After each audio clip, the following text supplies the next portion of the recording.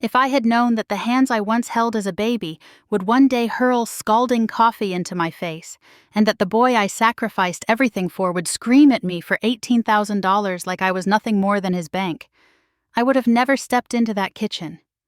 In that moment, 70 years of love, sacrifice, and dignity were shattered by the very child I thought would protect them. But that morning began deceptively calm. The morning sun spilled across the kitchen tiles in thin golden stripes, the kind of light that makes everything look softer than it really is. I sat at the far end of the table with a mug of coffee warming my hands, hoping the day would start quiet. My hip ached the way it always did after a restless night, but the simple comfort of sitting breathing and letting the steam curl up against my face steadied me. I told myself that if I stayed calm enough, maybe peace would last through breakfast. Ryan came in first, his footsteps quick-clipped, impatient. At 38, he still carried himself like the boy who always thought he deserved more time, more money, more space than anyone else in the room. He pulled open the fridge, clattering jars and bottles, muttering under his breath. Samantha followed a few minutes later, phone in hand, thumbs tapping as if the world outside that screen didn't exist. She dropped into a chair without looking at me, her nails clicking against the glass screen while some faint pop song leaked from the speaker. I took a sip, letting the bitterness settle on my tongue, and tried to pretend we were just a normal family in a normal kitchen in South Austin. The smell of burnt toast still lingered from yesterday, and the hum of the refrigerator filled the silence. I clung to those small sounds because I could already feel the storm pressing in.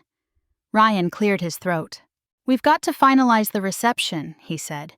"Not really to me, not really to Samantha either. The hotel in Dallas is asking for the deposit, and the florist wants her money up front." Samantha didn't look up. "Just handle it, Ryan. It's your mom. She's got the funds." Her tone was flat, like she was reminding him where the ATM was. I set my mug down carefully. My hands trembled a little, but not enough to spill. I'd been through this before. Smaller amounts, smaller demands. "I've helped when I could," I said quietly. "But you're both adults now. This is your responsibility." Ryan turned toward me, eyes sharp. "It's not just some party, Mom. This is the wedding, our wedding. People are expecting a certain standard." "Standards don't have to cost $80,000, I answered. My voice was even, but I could feel my pulse quickening. He slammed the fridge shut, rattling the condiments inside. "Don't make this difficult." Samantha finally lifted her head, her gaze sliding over me with something between boredom and disdain. "She's just being selfish," she murmured, then looked back down at her phone. The word landed heavy. Selfish. After years of double shifts, missed vacations, nights spent at the hospital while I was still working, all so my children could have chances, I never had the word stung worse than the ache in my hip. I folded my hands around the mug again, seeking steadiness. I said no, I told him. That's final. For a moment the kitchen went silent, too silent. I watched the muscle in Ryan's jaw twitch, his eyes narrowing. Then without warning, he reached across the table, grabbed my mug from my hands, and flung the contents into my face. The scalding heat shocked me first. Then the burn sank in, sharp and punishing. My breath caught as I gasped, the liquid seeping into my blouse, dripping down my neck, spreading warmth that was anything but comforting. The mug hit the floor and shattered shards skittering across the tile like tiny knives. I stumbled back, grabbing the edge of the chair for balance. My hip screamed as I jerked upright, but the pain in my body was nothing compared to the humiliation. My own son stood over me, expression flat as if I'd forced his hand. "Give me $18,000 for the wedding party," he shouted. His voice filled the kitchen, raw and demanding, echoing against the cabinets. I wiped at my face with my sleeve, blinking through the sting. The taste of burnt coffee mixed with salt as tears pricked my eyes, but I refused to let them fall. Across the table, Samantha smirked faintly, her phone still in hand, her eyes cold. She didn't move, didn't offer a napkin, didn't protest. Ryan stood tall, chest heaving, waiting for me to break. I saw it in his posture. He thought the heat, the burn, the shame would push me to surrender. But in that instant, a strange calm settled over me. The coffee dripped down my chin, soaking into the collar of my shirt, but my voice came out steady low. I said no. The silence that followed was heavier than any scream. Samantha's eyes flicked to Ryan questioning, but he only glared at me, fists clenched. For a heartbeat, I thought he might do worse, but he only shook his head and muttered something under his breath. I stayed standing. My palms braced against the table, my heart hammering. The burn on my skin throbbed, but deeper than that, a realization took root. He didn't see me as a mother anymore. I was nothing more than a checkbook to him, an endless fountain he believed he had the right to drain. That truth weighed heavier than the coffee soaking my clothes. And as the refrigerator hummed and the broken mug glittered on the floor, I knew something inside me had shifted. I had raised a son who could throw scalding coffee in his mother's face and still demand money with no shame. And I knew with a clarity that felt colder than the tile under my feet that everything had changed. I straightened, ignoring the ache in my hip, and walked past him without another word. My blouse clung damp against my skin, the heat lingering, but I carried myself upright. Behind me, Samantha whispered something I couldn't quite hear, and Ryan's voice rose again, demanding, pleading, cursing. I didn't answer. Not then. Not yet. That would come later.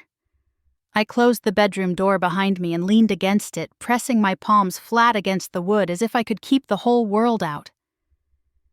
The air inside was stale, curtains still drawn, a faint smell of lavender sachets clinging to the corners. I crossed to the dresser, the one Ryan had dragged in here when he said it was good enough for me to use as a guest room. My blouse clung to me, still damp, the sting on my cheeks raw and sharp.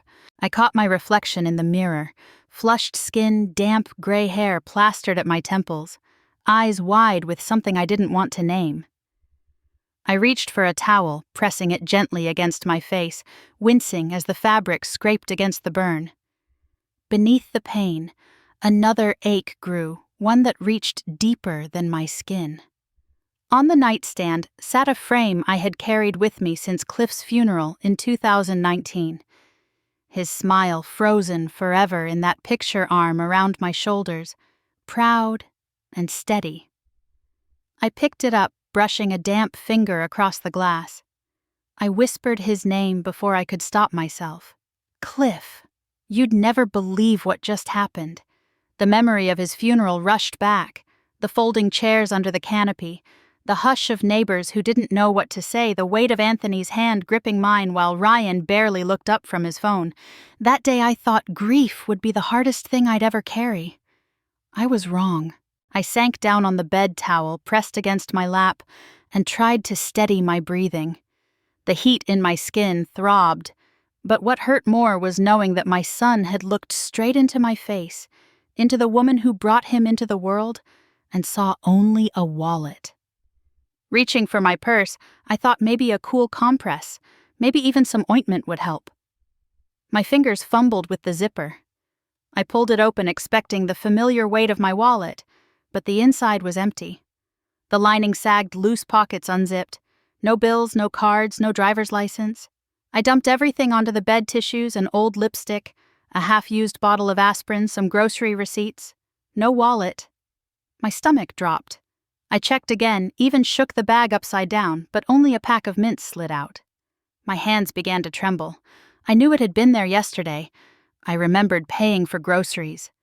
I closed my eyes, forcing myself to think back. A few days earlier at the pharmacy, my hip had been hurting worse than usual. Ryan had grabbed my purse, saying I'll carry it. Mom, you're too slow. I had felt touched in the moment, grateful even.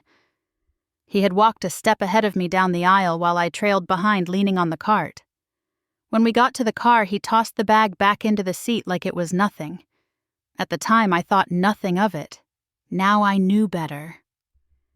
The realization sank in slowly, like cold water filling my lungs. It wasn't just the outburst at the kitchen table. This had been planned. Quiet little thefts hidden behind gestures of help, carrying my bag, running errands for me, insisting he'd handle small purchases. He hadn't just crossed a line this morning, he'd been erasing it for months, maybe years. I sat there, frozen towel slipping from my lap, my breath shallow. I wanted to believe there was still some part of him that loved me, but the evidence was stacking too high to ignore. He hadn't wanted my blessing. He hadn't wanted my advice. He wanted control, and he had already taken it piece by piece while I was too tired to notice.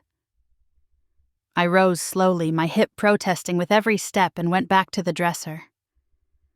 I opened the top drawer, shifting through socks and folded shirts until I found the small cedar box Cliff had given me on our 20th anniversary. I kept important papers there. Insurance statements, old tax forms. I opened it with shaking hands, praying maybe the wallet had slipped in somehow. But all I found were brittle receipts and a faded anniversary card. The room tilted for a moment. I pressed my hands against the dresser to steady myself. The burn on my skin pulsed, but the truth burned hotter. My son wasn't careless, he was deliberate. I sat back down on the edge of the bed and stared at the pile of things from my purse. The tissues, the lipstick, the empty bottle. It looked pathetic, stripped of value, just like me in his eyes. Somewhere down the hall I heard Ryan's voice raised again. Samantha's laugh sharp and dismissive. They weren't worried. They weren't even thinking about me. I realized then that, to them, I was already written out of the story.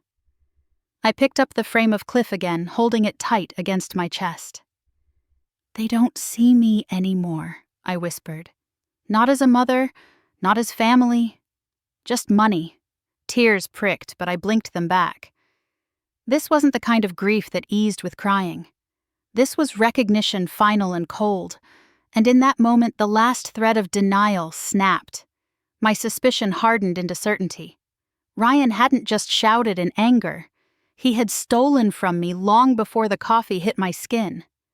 I stayed there for a long time, the room heavy with silence, until the truth sat clear in my mind. My son had betrayed me. I sat on the bed for what felt like hours, the house humming faintly with the sounds of Ryan and Samantha moving through their day as if nothing had happened. My blouse was stiff with dried coffee. My purse gutted my spirit raw. I reached for the phone on the nightstand, my hands unsteady.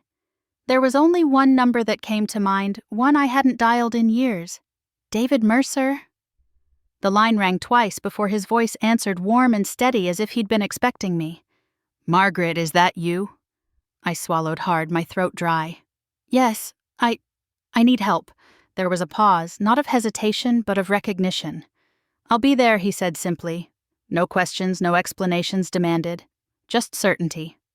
Less than half an hour later, I heard the crunch of tires on the gravel driveway. My chest tightened. I pulled myself up, wiping at my cheeks, though no tears had fallen. Through the curtain, I saw him step out of his car, a little older than I remembered. Gray hair, thicker around his temples, his gait slower. But his shoulders were still squared the way men carry themselves when they've spent a lifetime standing up for others. He knocked once firmly, and when I opened the door, his eyes went straight to the stains on my clothes. He didn't flinch. He didn't pity me either. Instead, he set down his leather briefcase and said softly, "Let me carry that." Something in me broke and mended at the same time. I nodded, unable to speak, and let him step past me into the small guest room. He pulled my suitcase from the closet shelf without effort, laid it open on the bed, and began folding my clothes with the same quiet authority he used to handle legal briefs. "I can do it," I murmured weakly. "You don't have to," he replied, his voice low but firm. Together we packed in silence, the air heavy with what wasn't being said. From the kitchen, Samantha's laughter drifted in sharp and hollow, followed by Ryan's raised voice. They were arguing again. Their words blurred, but their tone unmistakable. Money, always money. Not once did they call out to me, not once did they check if I was still here. David zipped the case, then picked it up as if it weighed nothing. "Ready?" he asked. I hesitated, glancing once more at the dresser where Cliff's photograph sat. I tucked the frame into my bag, cradling it like a fragile piece of myself. "Ready," I whispered. We walked through the living room. Ryan stood near the counter, gesturing wildly at Samantha, who rolled her eyes and scrolled her phone. He barely noticed us until David shifted the suitcase toward the door. Ryan's head snapped up, his mouth opening, But Samantha cut him off with a sharp, "Just leave it." She didn't even glance my way. No one tried to stop me. No arms reached out, no voices softened to call me back. Only the clatter of their fight carried on behind me. The door clicked shut, not slammed, not locked, just closed. And that sound felt louder than all their shouting. In the car, I kept my gaze fixed out the window as Austin's streets blurred by. The storefronts I had known for decades, the oak trees lining the sidewalks, the cafes Cliff and I used to visit on Sundays. All passed like a moving painting I no longer belonged to. My reflection in the glass looked unfamiliar, older than I felt, smaller than I wanted to admit. "You don't have to say anything yet," David said, his eyes on the road. "We'll get you someplace safe first." I knotted my throat tight, grateful for the silence he offered. The hum of the engine was steady, a lull against the storm in my mind. Memories pressed in as we drove. The first time Ryan came to me asking for help years ago when he was drowning in credit card debt, I sold my grandmother's locket to pay it off. He barely said thank you. Later, when he lost his job at the real estate firm, I pawned Cliff's old watch so he wouldn't lose his apartment. Still no gratitude, just expectation. Each sacrifice had felt at the time like what a mother should do. But strung together now, they looked like a pattern. My generosity wasn't a gift in his eyes. It was an obligation. And every time I gave, he carved away a little more of me. I pressed my hand against the frame of Cliff in my bag, needing his steadiness. I thought of Anthony, my younger son, so different in his quiet reliability. He had his own struggles, but never once had he treated me like a resource. He had called just last month to ask how my hip was holding up, nothing more. That difference stung sharper now. David turned onto the highway, the skyline receding behind us. "You've carried too much alone," he said after a long silence. "I thought it was love," I whispered. "All those times I gave, I told myself it was what family does. But love shouldn't look like this." He glanced at me, his eyes steady. "No, it shouldn't." The miles stretched out the silence between us, filled not with emptiness, but with a strange calm. For the first time in years, I felt the weight beginning to shift off my shoulders, even if only slightly. I leaned back against the seat, closing my eyes. The coffee stains itched against my skin. The bruise of betrayal deeper still, but somewhere inside I knew I wasn't going back. Not this time. Not ever.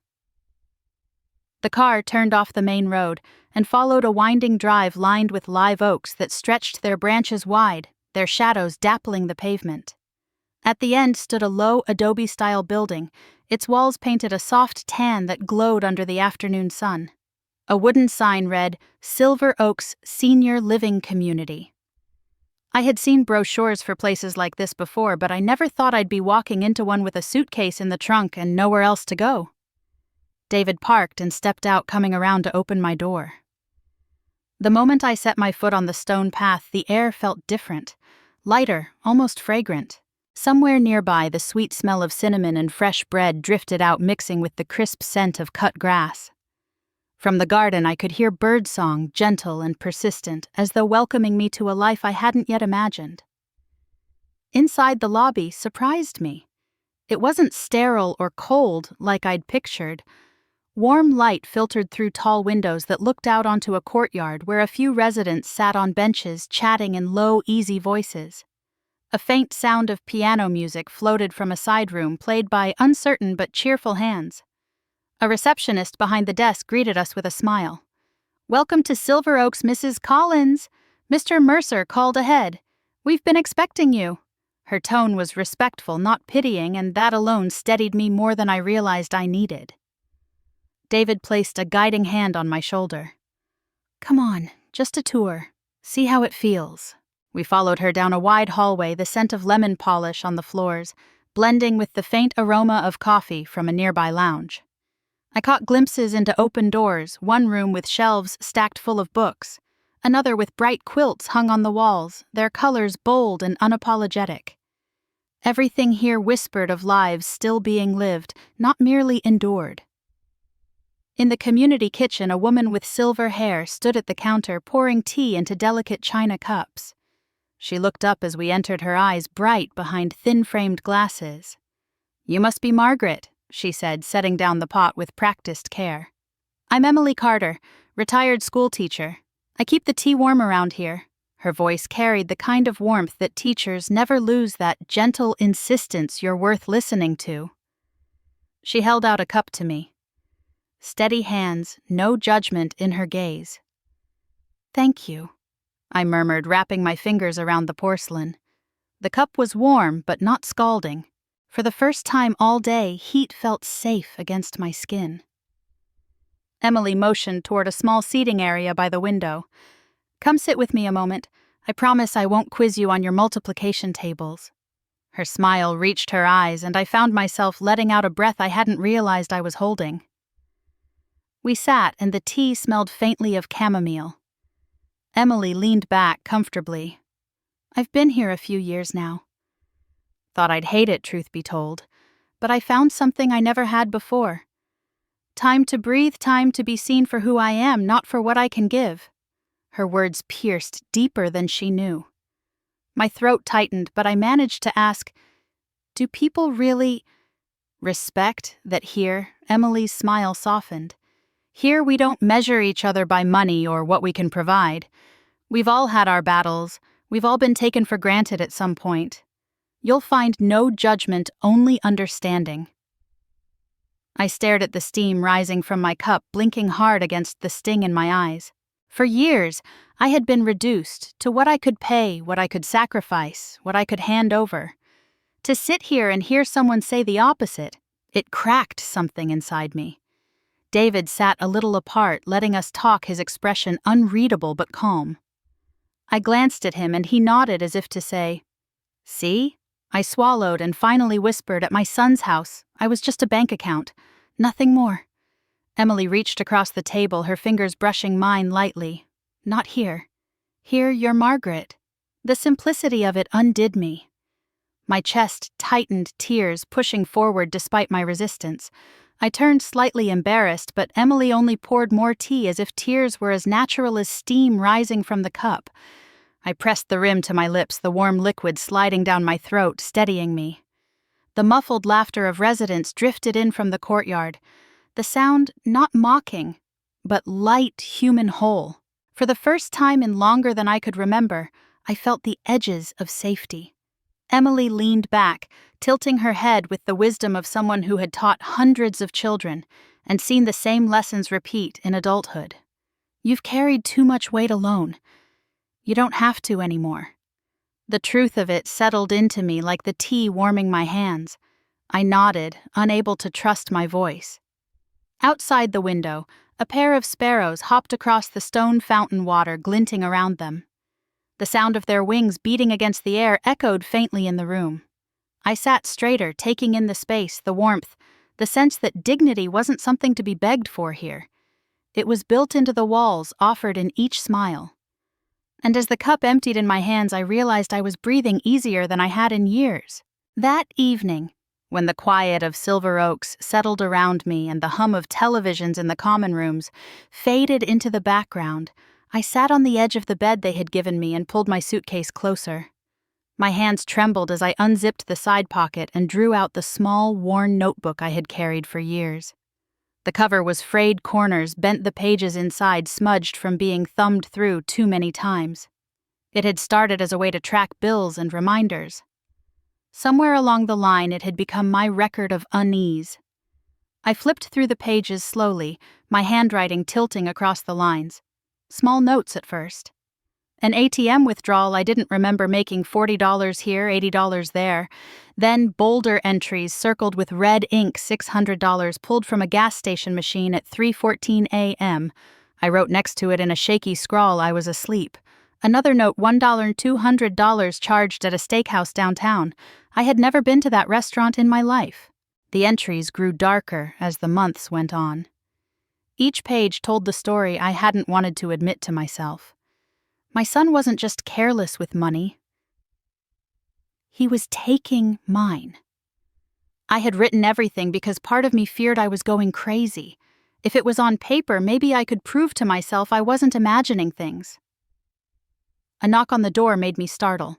David stepped inside carrying 2 mugs of tea. He set one on the dresser, then sat down across from me. His eyes dropped to the notebook in my lap. "What's that?" "My ledger," I whispered, holding it out.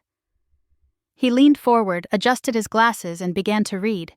The room fell silent, except for the turning of pages. His brows drew together as he scanned the numbers. Every so often he tapped the page with a finger as though each mark confirmed what he already suspected. Finally he looked up. "This is exactly what we need." I blinked at him. "You mean, it's enough, more than enough. It shows a pattern. Withdrawals at odd hours, restaurants you never went to, charges tied to businesses connected to Ryan." His voice was steady, but his jaw tightened with every word. "This is evidence, Margaret." I lowered my gaze to the open page where one particular entry glared up at me in thick underlined ink. $4,200. Vendor Collins Event Hall. I remembered staring at that charge when it first showed up on my bank statement, asking Ryan if he knew what it was. He had laughed, brushed it off, said something about a system error, and offered to take care of it. Now the truth cut sharp. He had used my name, my money, to pay for his wedding venue deposit. The notebook shook in my hands. "He told me he'd help me order medicine online," I said, slowly, my voice breaking. "He insisted on taking my card. I thought he was being kind." David's eyes softened, but he didn't interrupt. I remember that day I continued, tears burning at the corners of my eyes. My hip was aching so bad I could barely walk to the pharmacy. He said, "Just let me handle it, Mom." I wanted to believe him. I wanted to think he cared. I closed the notebook with a snap, but it was never about the medicine, was it? It was about this. I tapped the cover. David reached over, placing a hand on mine. "You're not crazy. You saw what was happening. You wrote it down. That's strength, not weakness." I nodded faintly, though my chest felt hollow. Strength didn't feel like this. It felt like sitting in a stranger's room in a place I'd never planned to be, realizing the people I loved most had orchestrated my downfall. He leaned back in his chair, exhaling slowly. "This isn't just about you anymore. It's about accountability. He can't keep doing this. The law has provisions for cases like yours.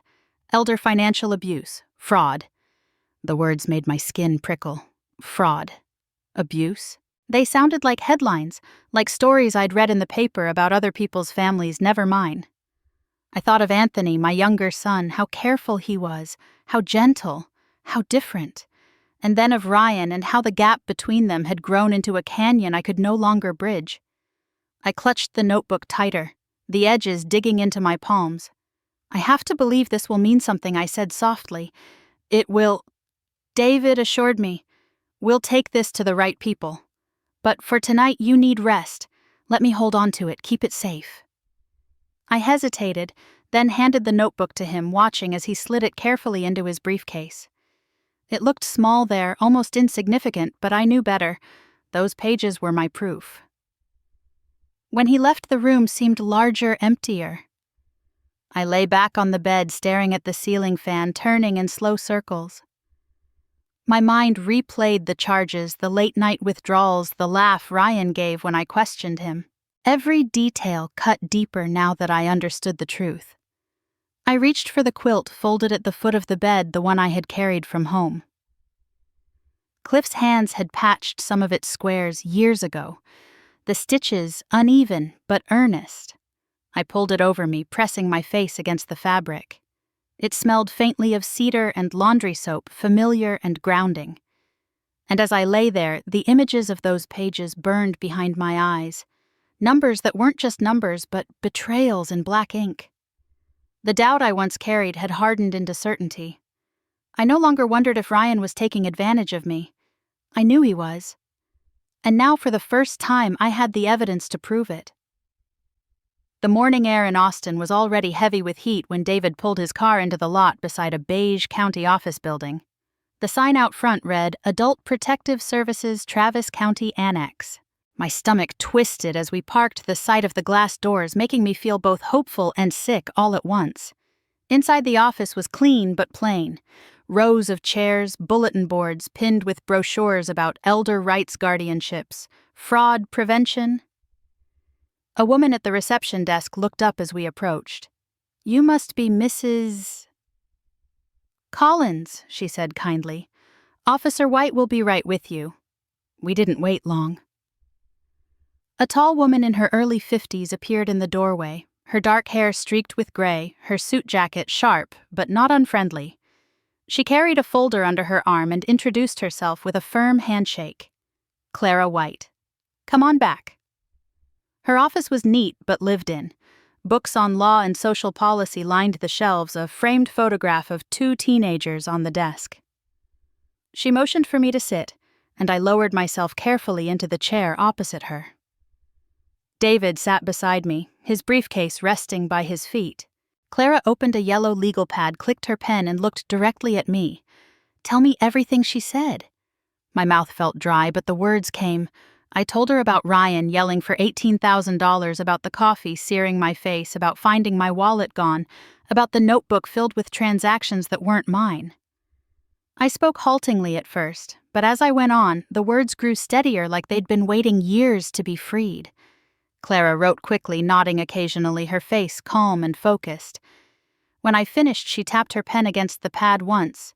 "What you've described is elder financial abuse. It's more common than most people realize. And it's against the law." The words made my breath hitch. Abuse, law. I folded my hands tightly in my lap. "But it's my son," I whispered. Clara's expression softened. "That makes it harder, I know. But family doesn't have the right to take from you, Mrs. Collins. What you've documented is serious, and it gives us leverage to protect you." David cleared his throat. "Margaret's house in South Austin is still in her name. She's worried Ryan may try to use it, maybe even sell it out from under her." Clara nodded, pulling a form from her folder. "The best thing we can do is transfer the property into a living trust, specifically one that's irrevocable. That way no one, not even your son, can touch it without your consent." "Do you have the deed I think so," I murmured. "It's in my papers." David reached into his briefcase and pulled out a manila envelope. "I brought copies." Clara glanced through them, her eyes scanning quickly. "Good. That makes this easier. The house is valued around $250,000. I nodded the number, making my stomach clench. That home wasn't just money to me. It was where Cliff and I had raised our boys, planted roses along the fence, painted the kitchen cabinets ourselves one spring. The thought of losing it to Ryan's greed made my chest ache. Clara slid the papers toward me, pointing to the line where my name was written. "The important thing is it's still in your name. That means you have power here, Margaret. More than you realize." Her words steadied something inside me. Power. For so long I'd felt stripped of it, diminished into nothing more than a purse Ryan could raid. To hear that I still had control, it lit a small flame in the hollow space where despair had settled. Clara handed me a pen. "We'll start the paperwork today. It will take a few weeks to finalize, but once it's complete, your son won't be able to leverage the property no matter what he tries." My hand shook as I reached for the pen. The form blurred for a moment as tears gathered in my eyes, but I blinked them back.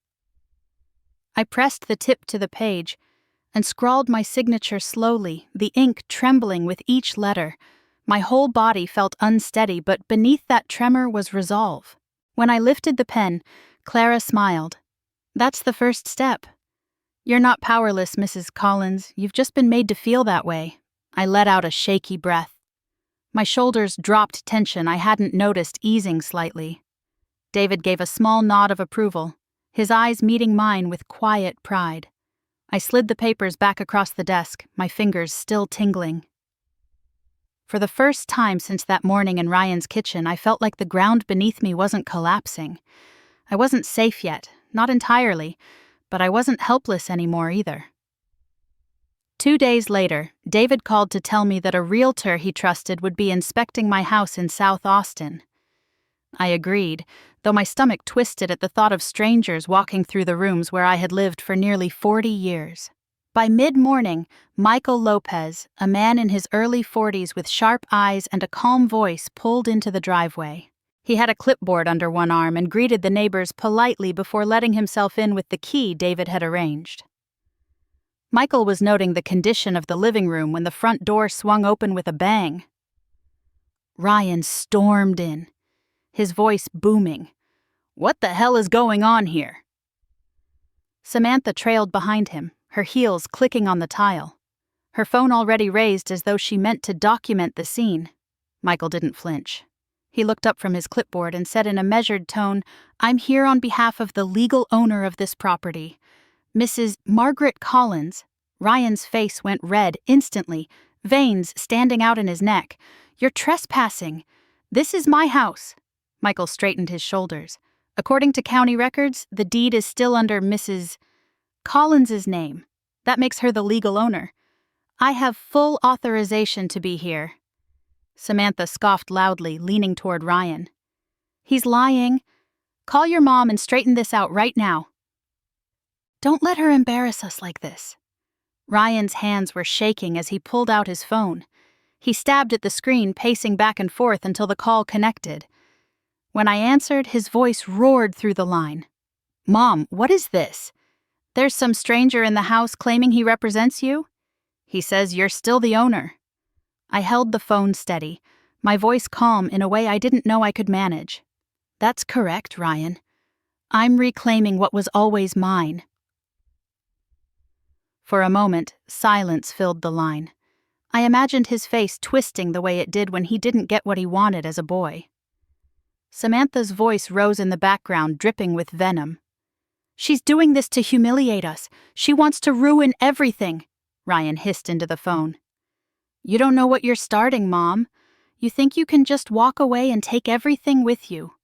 This house is mine now. Everyone knows it." I inhaled slowly, keeping my tone even. "Everyone knows only what you've told them." "The truth is written in the deed." His breath came sharp and fast, then suddenly the call went dead. I imagined his grip tightening until the phone slipped from his hand.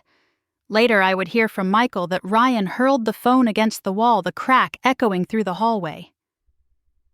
Samantha shrieked, demanding he do something, but Ryan just stood there, fists clenched, his face twisted with fury.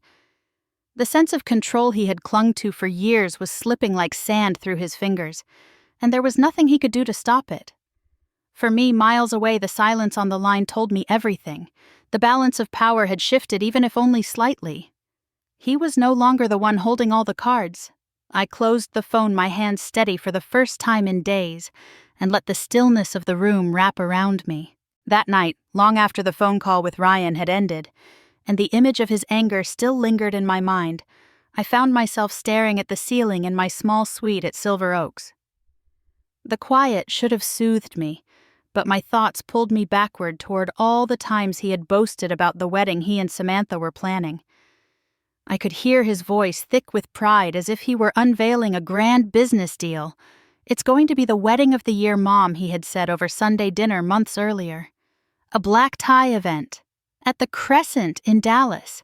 You should see the ballroom. Crystal chandeliers, marble floors, not a detail spared." I remembered nodding politely while inside something uneasy stirred. He went on, his words tumbling out with feverish excitement. Imported flowers from Holland, a 10-piece live band, top-shelf open bar. Guests are expecting it. He said guests as if they were shareholders, as if this was more performance than celebration. Samantha chimed in, then her smile tight but her eyes gleaming. "My family will be there. They're used to a certain standard. We can't cut corners. People talk." Her tone had been matter-of-fact, but the implication was clear. Ryan had to prove himself, and by extension, so did I. $80,000. That was the figure he finally admitted, as if unveiling the price tag of a luxury car. I nearly choked on my water when he said it. $80,000. He brushed off my reaction. Don't worry, I've got most of it covered. We're just short about 18 grand and you can help with that, right? I had shaken my head, then said softly, Ryan, that's not a small amount. You're talking about more than I made in a year when you were in grade school. He had waved me off, laughing. You worry too much. It's just money. Think of it as an investment in family pride. But it wasn't family pride he was chasing. It was prestige spectacle, the illusion of success. He wanted Samantha's relatives, people I barely knew, to look at him and believe he was a man of wealth and stature. And Samantha, with her constant comparisons to her cousins and their country club receptions, fueled that hunger. The details haunted me now. He had described the floral arrangements, white roses shipped directly from Amsterdam, lined across every table. He boasted about the band he'd booked, one that had played for celebrities in Dallas. He wanted champagne fountains, towers of oysters, even a custom ice sculpture of their initials. I thought of the people I had cared for as a nurse, the lives I had seen end quietly, their families huddled in hospital rooms with nothing but love left to give. None of them had asked for chandeliers or imported roses. They asked for time, for presence, for dignity. Ryan wanted none of that. He wanted a spectacle. And to him, the missing piece was me. My bank account, my sacrifice, the same sacrifice I'd given my whole life. The truth sat heavy. It wasn't just about money. It was about erasing my dignity, reducing me to the silent benefactor who would pay for his illusions and vanish behind the curtain when the spotlight came on. I closed my eyes, and in my mind I saw the ballroom he described. I could almost hear the band, see the lights glinting off crystal glasses. But the picture blurred when I imagined myself there, tucked away at some forgotten table whispered about as the mother who funded it all. My stomach turned. They didn't just want my money. They wanted to prove to everyone that I could be used, bent, displayed as evidence of their success. That realization struck harder than the coffee Ryan had thrown at me. I sat up in bed, the quilt sliding into my lap, and pressed my palms together. My heart pounded with a new kind of clarity. This wasn't about a single fight in a kitchen or a stolen wallet. It was about years of being treated as less than human, and now they were trying to turn my silence into their glory. For the first time I saw it clearly. I wasn't just fighting Ryan. I wasn't just fighting Samantha. I was fighting the greed, the vanity, the sickness of needing to prove worth through spectacle. I drew in a slow breath, my chest tight, but my resolve sharper. If they thought I would hand over $18,000 to buy my own humiliation, they didn't know me at all. And as the night deepened around me, I whispered into the dark, not to Ryan, not to Samantha, but to Cliff, whose steady presence I still carried in my heart. I won't let them take the last of me. Not this time. The words settled into the quiet like a vow, firm and unshakable. The phone rang just as I was settling into the small armchair by the window, the night outside Silver Oaks draped in stillness. I almost didn't answer, afraid it might be Ryan, but the name on the screen made me pause. Anthony, my younger son. My hand shook a little as I pressed accept. Mom. His voice was soft, cautious, as if he wasn't sure I would want to hear it. Yes, I breathed, relief flooding me. There was a pause on his end. I could hear the hum of his apartment in the background, maybe the faint sound of his computer always running. I just heard he said slowly, about Ryan, about what he did. Are you all right? The question unraveled me. No one else had asked if I was all right. Not Ryan, not Samantha, not even once. Tears burned at my eyes and I forced myself to answer. I'm safe now. With David's help. But Anthony, he threw coffee in my face. He screamed for $18,000 like it was his right. Anthony let out a long, pained breath. I'm sorry. I can't believe he... His voice broke off, choked with something like guilt. I should have been there. I should have stopped him. It wasn't your burden, I said gently. You're his brother, not his keeper. I've seen him spiraling for years, Anthony admitted. The bad deals, the debts he tried to hide, the way Samantha pushes him. I tried to talk sense into him, but he doesn't listen to me anymore. He only listens when someone's handing him cash. His words landed heavy because they were true. I could hear the shame in his voice, though it wasn't his to carry. "Anthony," I whispered, "I need you to promise me something. Anything. If this goes further, if there are hearings, if I have to stand in front of strangers and explain what my own son did to me, will you be there?" The silence on the line stretched. Then came his answer, firm and unhesitating. "Yes. If you need me, I'll testify. I'll tell them everything I've seen. Mom, I won't let him rewrite the story. You deserve the truth on your side." My chest tightened, the tears spilling now despite my efforts. His words reached into the hollow place inside me and filled it with light. "Listen to me," Anthony said, his tone steadying. "You are not a bank. You are not a balance sheet. You are my mother. That's who you've always been." The sob tore out of me before I could stop it. I pressed the phone against my ear, tears wetting my cheeks, the sound ugly and raw but impossible to hold back. He stayed on the line quiet, letting me cry. Not rushing me, not shaming me, just present. When I could finally speak again, my voice shook. "Thank you. You don't know what that means to me." "I think I do," he said softly. "And you don't have to thank me. You raised me, Mom. You taught me better than this. I'll stand with you no matter what Ryan says or does." I closed my eyes, letting the words settle deep into me. For so long I had felt utterly alone, cornered by Ryan's demands, belittled by Samantha's disdain. But now, even if just for this moment, I felt the anchor of Anthony's loyalty pulling me back from the edge. We talked a little longer about simple things. He told me about a project at his job, how the long hours kept him distracted. He asked if I'd been eating, if the staff at Silver Oaks were treating me well. Every word was a balm, ordinary and extraordinary all at once. When we finally said goodbye, I sat there in the quiet, my cheeks still wet, but my heart steadier. I held the phone in my lap, staring out into the night where the garden lights flickered beyond the glass. For the first time in a long time, I didn't feel like I was walking through this battle completely alone. And that sliver of hope, born from my younger son's voice, was enough to keep me breathing steady into the silence. The commotion started as a low rumble in the lobby voices raised the kind of sound that doesn't belong in a place meant for quiet. Emily and I were seated in the sunroom sipping chamomile tea, the wide glass panes giving us a clear view of the reception area. I saw them before I heard the words. Ryan and Samantha bursting through the front doors of Silver Oaks, their anger spilling into every corner.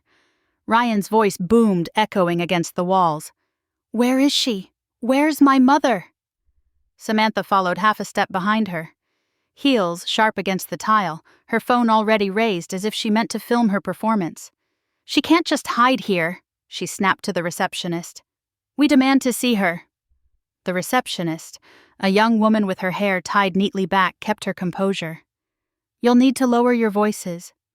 This is a private residence." Ryan slammed his hand on the desk, leaning over it, his face red. "Don't you tell me where I can and can't go. My mother owes me answers. She owes me money." At that, Emily's hand stilled on her teacup. Her eyes flicked toward me, a question hovering on her lips, but I only shook my head. Within moments, Doris, the head of security, a broad-shouldered woman in a navy blazer, appeared from the hallway. She placed herself between Ryan and the receptionist, her stance calm but immovable. "Sir, you need to lower your voice and step back. Residents here have a right to peace." Ryan barked a laugh, sharp and bitter.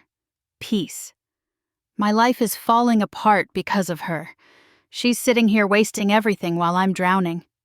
Through the glass, I could see the veins standing out in his neck, the way his fists clenched at his sides. Samantha's eyes darted around, noticing the gathering audience.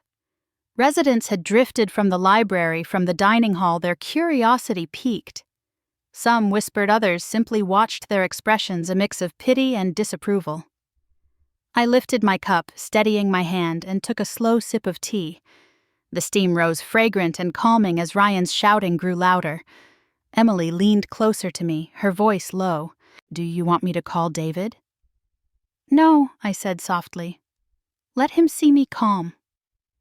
Samantha pointed suddenly, her manicured finger jabbing toward the glass wall that separated us from the lobby. "There! She's right there, hiding behind her tea like some queen." Ryan's head snapped toward the sunroom, his eyes locked on mine wide with fury. He stepped forward, trying to push past Doris, but she raised her arm and shook her head. He stopped short, panting like an animal cornered.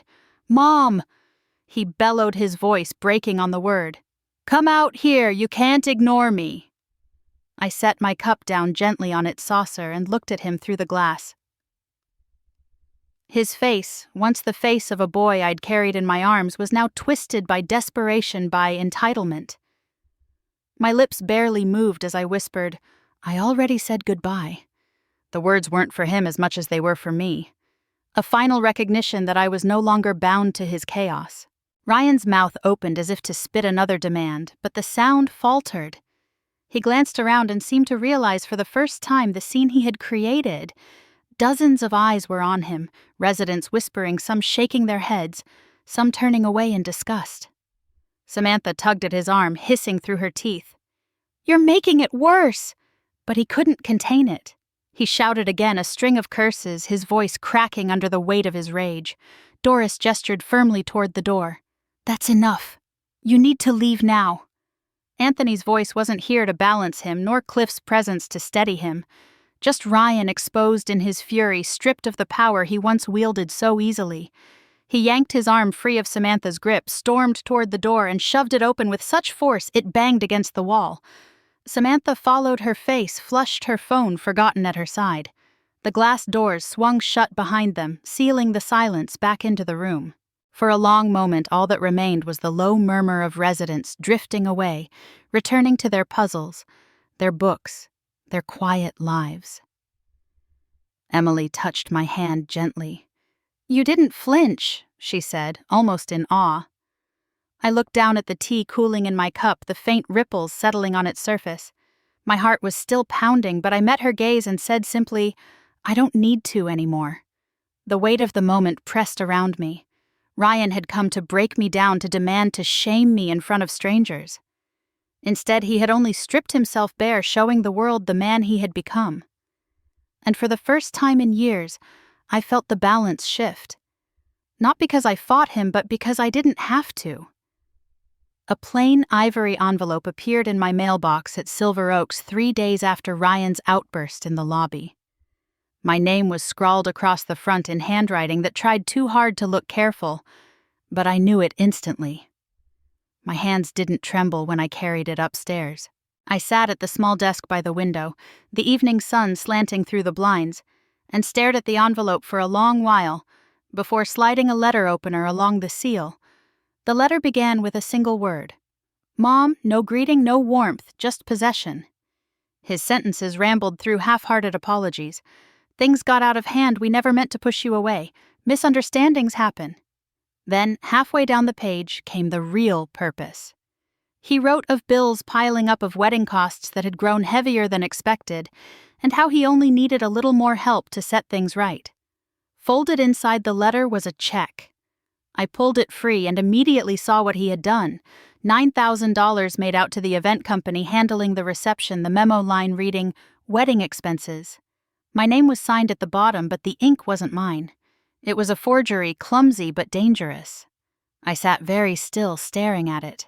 Once a gesture like this might have rattled me into fear, into wondering if I had somehow signed something without remembering. But not now. I could see the uneven loops of the signature, the way the pen had hesitated on the G-chi, trying to mimic my hand. He hadn't just asked this time. He had tried to become me. Slowly, I folded the check once, then again, until it was small enough to disappear in my palm, and then I fed it through the shredder in the common office downstairs, listening as the blades tore it into thin strips. Not a word, not a sigh, just paper turned to dust. The next morning, I walked into the APS office with David by my side and handed the envelope to Officer Clara White. She examined the check fragments I had brought in a clear sleeve, her brow tightening. "This is exactly what we needed," she said. "Forgery tied to financial abuse? It strengthens the case significantly." Her words were clinical, but I caught the edge of concern in her eyes when she looked up at me. "You understand this could lead to formal charges, Mrs. Collins?" "I understand," I answered, my voice even. "And I'm not afraid." David nodded, resting his hand lightly over mine on the desk. Within days, the story took a life of its own. A local journalist, Linda Scott, had been following elder abuse cases in Travis County. She reached out to me after APS confirmed an investigation had begun. At first, I hesitated. Humiliation still clung to me like the coffee stains that had ruined my blouse. But Linda's voice was steady and her promise was simple. "Your story might give someone else the courage to step forward." I agreed. I gave her the facts. I didn't embellish, didn't dramatize. I just told the truth. The Sunday edition of the Austin Herald landed on the coffee table in the Silver Oaks Lounge a week later. On the front page of the local section, beneath a headline about rising housing costs, was my son's name. The article spelled it out clearly: allegations of elder financial abuse, misuse of funds, and a forged check linked to his upcoming wedding. Samantha's name was there too, mentioned as his fiancée, who declined to comment. I stared at the print until the letters blurred. Residents passed the paper back and forth whispering. Some glanced at me, their expressions careful, respectful. No one laughed. No one pitied me. They just knew. For years, I had carried Ryan's name like a badge of pride, telling neighbors about his promotions, his plans, his life. Now, to see it in black and white as something else entirely, a public disgrace, it hollowed me out and steadied me all at once. He had wanted prestige. He had wanted the world to look at him with admiration. Instead, the world was watching him for the truth. I folded the paper closed and set it aside, my hand resting on the quilt in my lap. For the first time, his downfall didn't feel like my shame. It felt like his alone. The official notice from APS came in the mail the following week, stamped with the seal of the state. The letter confirmed what Clara had already told me in her calm, measured voice. The case against Ryan Collins and his fiancée, Samantha Brooks, was now an open investigation for elder financial abuse and fraud. I held the envelope in my lap for a long moment, the weight of it heavier than paper should be. This wasn't a private wound anymore. It was documented, filed, and moving forward under the law. Word spread faster than I expected. The Dallas hotel where Ryan and Samantha had planned their grand reception called to say their contract had been voided. No payment, no event. The manager had spoken to APS and wasn't interested in any explanation. The hotel simply wanted no part in scandal. Without the venue, the rest collapsed quickly. The florist demanded their deposit. The band canceled, and Samantha's family, who had already been skeptical of Ryan, suddenly had their doubts confirmed. I didn't hear directly from Ryan, but a neighbor of his called to tell me that he'd been seen arguing on his front lawn, shouting loud enough for half the block to hear. She ruined everything he had screamed, though by then everyone knew he had done it to himself. At Silver Oaks, life moved at a gentler pace. On a warm Saturday afternoon, Anthony came to visit, carrying a bouquet of sunflowers wrapped in brown paper. His smile was tired but genuine as he leaned down to kiss my cheek. "I thought you could use some color," he said. We walked together to the koi pond in the courtyard, the water shimmering gold and silver as the fish darted beneath the surface. I settled onto a wooden bench, the quilt Cliff had patched years ago draped around my shoulders. Anthony sat beside me, the flowers resting across his knees. "I'm sorry it came to this," he said softly. "Sorry you had to go through so much before anyone listened." I shook my head. "Don't apologize for your brother. He made his choices." I reached for his hand. "I'm just glad you're here." Not long after David appeared, carrying a thermos of tea, Emily joined us, her laughter light as she teased him for his poor pouring skills. Linda arrived too, notebook tucked under her arm, though she promised there would be no more articles today, only company. The five of us sat together sipping tea in the fading light, the sound of the fountain steady and calm. For the first time in a long time, I felt surrounded, not by demands, but by care. By people who saw me not as a means to an end, but as a person worthy of dignity. I looked down at the quilt fingers tracing the uneven stitches Cliff had sewn so many years ago. He had never been much good with a needle, but he'd insisted on helping, laughing when the lines came out crooked. Now those crooked stitches felt like a map of my life, imperfect, messy, but still holding together. The sun dipped lower, painting the courtyard in shades of amber. I breathed in the air warm and alive and let myself speak the truth I had carried silently for weeks. "I may have lost a son," I said quietly, "but I found myself." The words didn't feel bitter. They felt final, steady, like closing the cover on a book I had carried too long. I watched Anthony toss a few breadcrumbs into the pond, the fish rippling toward them, and I knew I was exactly where I needed to be. And now, as I end my story, I want to turn to you, the ones listening. Maybe you've been treated like a burden or like nothing more than a wallet. Maybe you've felt invisible in your own family. I share this so you know you're not alone. Share your own story if you can. Stay here with us because no one should ever be made to suffer in silence.